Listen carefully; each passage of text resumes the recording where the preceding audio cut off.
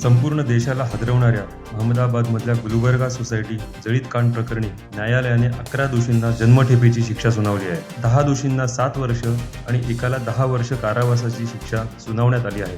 काँग्रेसचे माजी खासदार एहसान जाफरी यांचं वास्तव्य असलेल्या गुलबर्गा सोसायटीला आग लावण्यात आली होती.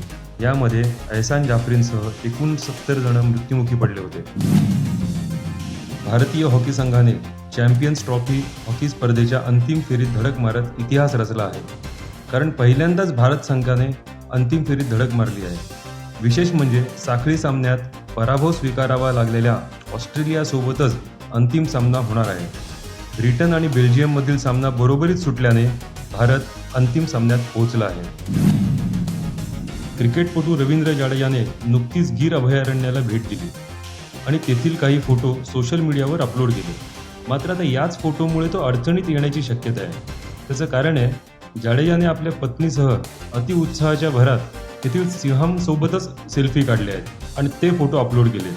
या प्रकरणी वन्य विभागाने चौकशीचे आदेशही दिले आहेत. उडता पंजाब चित्रपटाने सेन्सॉर बोर्डाविरुद्धची लढाई जिंकली असती तरी आणखी 2 गुजराती चित्रपट सेन्सॉरच्या कात्रीत सापडले आहेत. सलग तो सवाल आणि पॉवर ऑफ पाटीदार या 2 चित्रपटांना सेन्सॉर बोर्डाचा अडथळा पार करावा लागणार आहे.